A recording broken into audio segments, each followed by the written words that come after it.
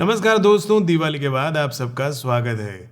दिवाली के बाद भारत के कई प्रदेशों और जिलों के अंदर कोरोना के केसेस के अंदर लगातार बढ़ोतरी देखी गई है, जिसको के लेकर आम आदमी काफी चिंतित है। कई सारे एक्सपर्ट्स ये मान रहे हैं कि ये कोरोना की सेकेंड वेव हो सकती है। तो आइए जांचते हैं कि क्यों आती है कोरोना की सेकेंड वेव और इसको लेकर आम आदमी की हैसियत से हमें क्या प्रावधान करने चाहिए। डॉक्टर की बात।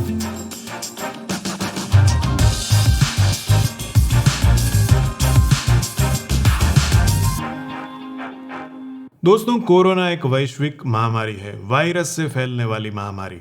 लेकिन यदि हम विश्व के इतिहास पर नजर डालें तो इससे पहले कई सारी ऐसी महामारी भी आ चुकी है, जैसे कि स्पेनिश फ्लू की महामारी, जैसे कि सार्स की महामारी या फिर मिडल ईस्ट रेस्पिरेटरी सिंड्रोम की महामारी। तो इस महामारी के इतिहास को जब हम देखते हैं तो हमें क्या सीख मिलती है? दोस्तों, इस महामारी का पैटर्न लगभग अमूमन एक समान होता है। जैसे कि जब भी ये महामारी शुरू होती है, शुरुआती दौर में इनके केसेस बढ़ते हैं, जिसको कि पहले चरण की पहली वेव कहा जाता है, जिसका पीक आता है, यानी कि महत्तम केसेस की संख्या तक वह पहुंच जाती है। उसके बाद वहां से गिरावट होना शुरू होता है और कुछ समय अंतराल के बाद कुछ प्रदेशों के अंदर केसेस की संख्या में अमूमन थोड़ी बहुत बढ़ोतरी देखी जाती है, जिसको कि सेकेंड वेव कहा जाता है। और कई बार ये 2 या 3 चरणों के अंदर भी केसों की संख्या की बढ़ोतरी देखी जाती है। उसके बाद में लगातार जब उस प्रदेश या उस देश के लगभग 70% से ज़्यादा नागरिक इस महामारी से ग्रस्त होकर उस महामारी के खिलाफ अपनी प्रतिरक्षा प्रणाली को मजबूत बनाकर उस महामारी पर विजय नहीं प्राप्त कर लेते, तब तक अमूमन वहाँ पर इस प्रकार के महामारी के केसों की संख्या देखी जा सकती है। तो इस तरह से महामारी के पहले या दूसरे या तीसरे चरण के अंदर थोड़ा बहुत केसेस की संख्या में बढ़ोतरी होना एक आम बात है। इसे महामारी की लाक्षणिकता के रूप में देखना चाहिए। और दोस्तों, इसके बाद हमें जांचनी होगी कोरोना वायरस की 2 स्वभावगत लाक्षणिकताएं, जिससे कि कोरोना वायरस ज्यादा संक्रामक और घातक बनता जाता है। दोस्तों, कोरोना वायरस एक आरएनए प्रकार का वायरस है, यानी कि यह वायरस काफी हद तक संक्रामक होते हैं और जब भी किसी एक इंसान को यह संक्रमण फैलता है तो उस इंसान के प्रत्यक्ष या अप्रत्यक्ष रूप से संपर्क या संसर्ग में आने वाले सारे इंसानों को कोरोना वायरस का संक्रमण हो सकता है। यह कोरोना वायरस दूसरे इंसान के अंदर आंख, नाक या मुंह के द्वारा फैलता है और इस आंख, नाक और मुंह के अंदर पहुंचाने के लिए सबसे जवाबदार होते हैं हमारे हाथ। तो इस तरह से कोरोना वायरस अपना संक्रमण बढ़ाता जाता है।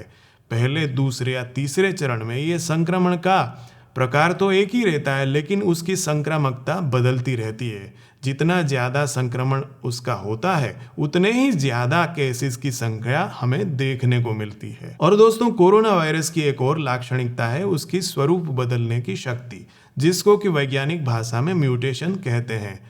जब से यह महामारी की शुरुआत हुई है, तब से लेकर आज तक हमने देखा है कि कोरोना वायरस के कई सारे बदले हुए स्वरूप वैज्ञानिकों ने जांचे, परखे और प्राप्त किए हुए हैं। इसको देख के लगता है कि यह वायरस अमूमन थोड़े थोड़े समय अंतराल के अंदर अपना स्वरूप बदलता रहता है, जिसके की कारण उसकी घातकता में भी बदलाव आ रहा है। शुरुआती दौर में जहां सिर्फ सर्दी, खांसी और बुखार जैसे लक्षण देखे गए थे, उसके बाद के स्वरूपों के अंदर आजकल हम ज़्यादा घातक कोरोना वायरस भी देख रहे हैं। इसके साथ में कई सारे नए लक्षण भी हमें देखने को मिल रहे हैं। तो इस तरह से कोरोना वायरस की इन 2 स्वभावगत लाक्षणिकताओं के कारण भी कोरोना के केसेस में हर एक चरणों के अंदर थोड़ी बहुत बढ़ोतरी होना आम बात है। दोस्तों, इसके बाद में तीसरी सबसे अहम वजह थी इंसानी लापरवाही। दोस्तों, इंसान की अमूमन फितरत होती है कि उसे जब किसी चीज़ को करने से रोका जाता है तो उसके मन के अंदर वह चीज़ करने की प्रबल इच्छाएं जन्म लेती है।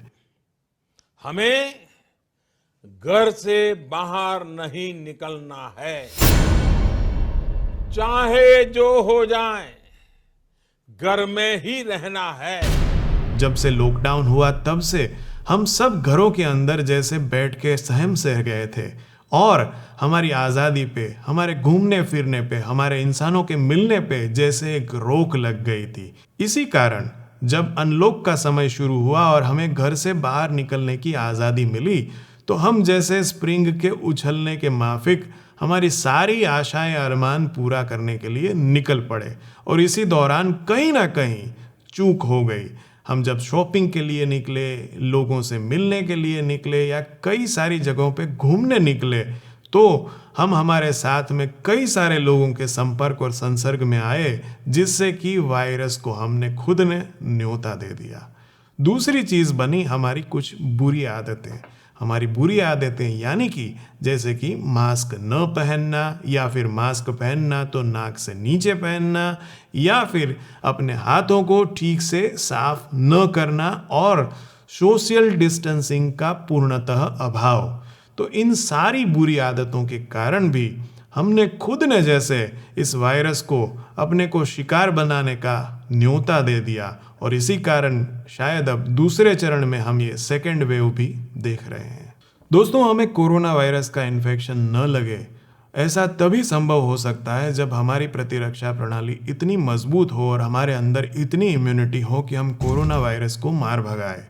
ऐसा दो ही विकल्पों में हो सकता है।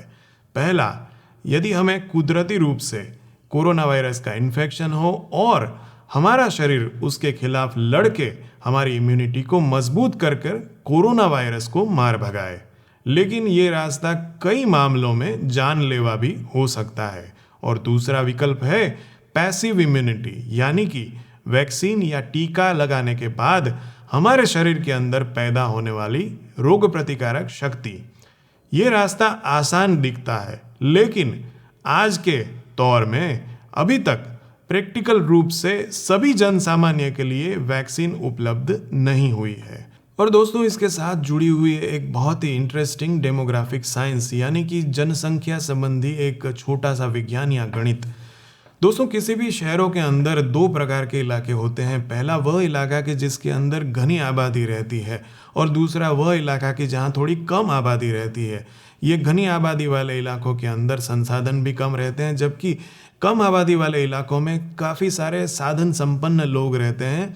तो जब भी ये कोरोना का महामारी का शुरुआत और विस्तार शुरू हुआ, तो शुरुआती दौर में हमने देखा कि ये घनी आबादी वाले इलाकों के अंदर काफ़ी सारे लोग जल्दी से संक्रमित हुए और वहाँ पे केसों की संख्या बढ़ी और काफ़ी सारे लोगों ने अपनी जान गंवाई। उसी दौरान सरकारों ने अपनी तरफ से लॉकडाउन कर दिया। तो इसके कारण हुआ ये कि जो कम आबादी वाले लोग थे वह कोरोना के इतने संपर्क में नहीं आए, और काफ़ी सारे लोगों के अंदर इसके खिलाफ कोई भी रोग प्रतिकारक शक्ति नहीं थी। अब जब अनलॉक का समय शुरू हुआ, तो ये दोनों आबादी फिर से एक दूसरे के संपर्क में आई, और अब जो लोग पहले से कोरोना के संपर्क में नहीं आए थे, उनके अंदर इसका फैलाव शुरू हुआ, और कोरोना के संक्रमित होते चलते काफ़ी सारे केसेस की संख्या बढ़ने लगी। यदि हम घर के अंदर भी जांच करें, तो घर के अंदर भी दो प्रकार के लोग या व्यक्ति देखने को मिलेंगे।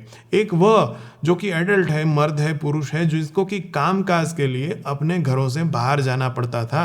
उनको सबसे पहले कोरोना होने की संभावनाएं बढ़ी, और उनमें वही केसेस सबसे पहले सामने आए, और उन्होंने अपने घरों के अंदर बच्चों और बुजुर्गों को कई बार संक्रमित किया। लेकिन काफ़ी हद तक बच्चे और बुजुर्ग जो कि घरों से बाहर नहीं निकले थे, इनके अंदर भी इस कोरोना रोग के खिलाफ इम्यूनिटी का अभाव था। इसीलिए जब अनलॉक के समय या फिर त्योहारों के दौरान ये दोनों ग्रुप, एक जो कि घनी आबादी में रहने वाले और कामकाज के सिलसिले में काफ़ी सारे लोगों से मिलने वाली प्रजा, और दूसरी जो घरों में रहती थी और कम आबादी वाले विस्तारों में रहती थी, ये जब एक दूसरों से मिले, तो इन ग्रुपों के अंदर काफ़ी सारा कोरोना का फैलाव हुआ, और वही शायद हमें आज केसों की बढ़ोतरी के स्वरूप में देखने को मिल रहा है, सेकेंड वेव के स्वरूप में देखने को मिल रहा है। और दोस्तों, आखिर में एक गलत धारणा ने भी अपना रोल अदा किया। हुआ ये कि कई सारे विस्तारों के अंदर, कई सारी सोसाइटी के अंदर जब एक या दो घरों के अंदर कोरोना के केसेस हुए, तो उस सोसाइटी के अंदर रहने वाले सारे रईसों ने ये मान लिया कि हमारे विस्तार में तो अब कोरोना फैल चुका है, और भले ही हमें कोरोना के लक्षण न आए हो, लेकिन फिर भी हम कोरोना से इम्यून हो गए हैं। हमारे शरीर के अंदर कोरोना के खिलाफ रोग प्रतिकारक शक्ति ने जन्म ले लिया है। तो इसी कारण जब अनलॉक हुआ, जब हम त्योहारों के दौरान शॉपिंग के लिए या फिर किसी और कारण से बाहर निकले, तो यह गलत धारणा के कारण हमने ठीक से परहेज नहीं रखा और कोरोना को हमारे बीच आने का मौका दिया और हम कोरोना से ग्रस्त हुए। और इसी कारण हमारे प्रदेशों और जिलों के अंदर आज कोरोना का दूसरा चरण या सेकंड वेव हम देख रहे हैं। दोस्तों, जैसे कि हमारे प्रधानमंत्री ने कहा है, जब तक दवाई नहीं तब तक ढिलाई नहीं, यानी कि जब तक हम अपने आप को कोरोना वैक्सीन पाने के बाद इम्यून सिद्ध न कर सके, तब तक हमें सोशल डिस्टेंसिंग, मास्क और हैंड सैनिटाइजेशन का खास ख्याल रखना होगा। वही हमें कोरोना से बचाएगा। तब तक अपने और अपने परिवार का ख्याल रखें। फिर मिलेंगे। हमारे इस आज के एपिसोड के बारे में अपनी राय अवश्य भेजें और हमारे इस चैनल को लाइक, शेयर और सब्सक्राइब करना ना भूलें। जय हिंद।